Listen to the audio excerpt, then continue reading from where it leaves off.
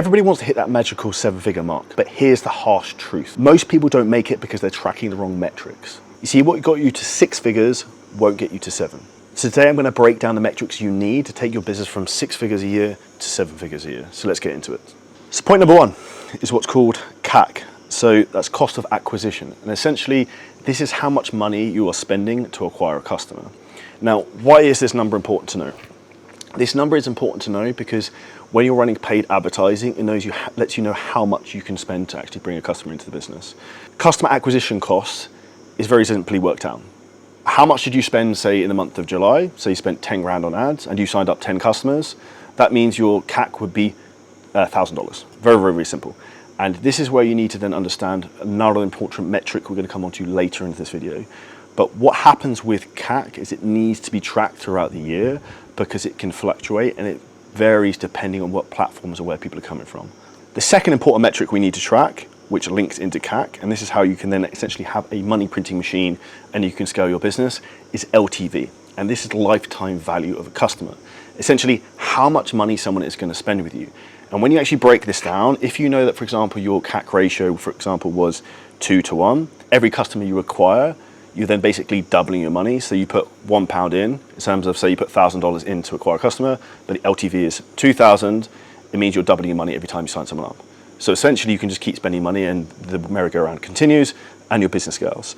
Now, LTV is the actual most important metric you need to know and something that a lot of people don't have any clue in terms of what the client's spending. Now, with this, a very easy way to use this is look at your payment processor. If you're using something like Stripe, it will tell you what your LTV is. Now, if you're looking to really try and grow your business, one of the quickest ways to do this is to actually be able to make your LTV more profitable. So you sell more stuff to the current clients you have, you get them actually paying you more, or they're staying longer. So creating high-level services, high-level programs, and then keeping the clients on longer means the LTV is going to keep increasing.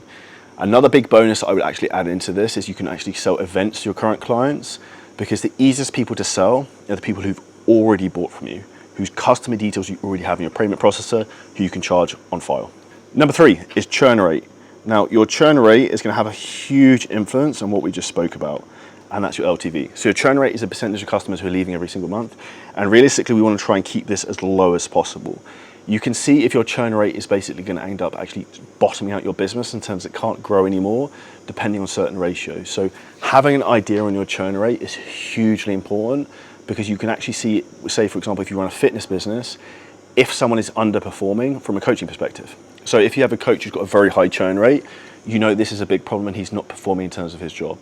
So tracking churn is a big thing, and if you can pull that down, your business income will increase dramatically over a period of time because the LTV will increase, which then if you look at the cost of acquisition we spoke about at the beginning of this video, that means you can actually be more aggressive in spending more because you know the money's coming up later on the back end because clients stay with you for so long.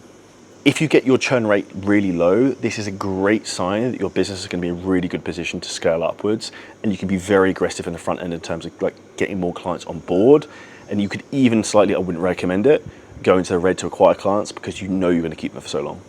The fourth thing we'll talk about is actually hugely important, is gross margin. And this is essentially how much profit you make from each client signing up. Something I'd recommend if you're a fitness coach watching this, you want to have at least an 80% profit margin on your coaching. So let's do some basic maths. Let's say, for example, you are doing £100 a month coaching. You wouldn't be doing that, but let's do for ease maths. That would mean then you're going to be spending at least £20 a month. If your client was spending $200 a month on coaching, you could then spend $40 a month on a coach to then coach that client. And this is where you have a very scalable business because you have enough margin in there. What you can also add into this, if you want to be more specific in terms of margins, is add in cost of sales as well. But one of the things you have to think about is that if these clients are staying for a long period of time, your margin is going to be much, much higher than you probably realize because the sales costs are always going to be at the front end. And with a lot of people in terms of fitness, you will maybe sell monthly programs and the sales costs are going to be attributed to the first 3 months. So your margin is actually going to be probably less, and that's why I would not include sales to this. I would specifically look at your cost to fulfill those products and services you have and understand your gross margin and how much you make per unit. Lastly, number 5 is what's called NPS, so Net Promoter Score. And essentially this is how many of your clients are referring clients to come back into your business. Now, the quickest way to grow your business is this. If you can get one client to refer 2 clients, your business will grow indefinitely for free. Repeat that again. If you get one client to refer 2 clients and they do that consistently, your business will grow forever for free. And this is why you having a great service, but also having an incentivized referral system is one of the quickest ways to have a scalable business. So for example, in 7-figure scaling systems, we pay our clients cash if they recommend someone else.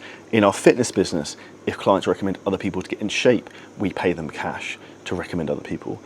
Because if you look how much you'd be willing to spend on ads in your customer acquisition, then why would you not pay your current customers that to recommend their friends who are going to be easier to sell, easier to coach, because they fully believe in the process. The other thing you can also look in terms of NPS score is look at the customer satisfaction in terms of maybe things like Trustpilot, online review sites, Google reviews. These are all huge things you really, really want to push. So in conclusion, these are the 5 points of what you need to know in terms of key metrics you need to be tracking to scale your business.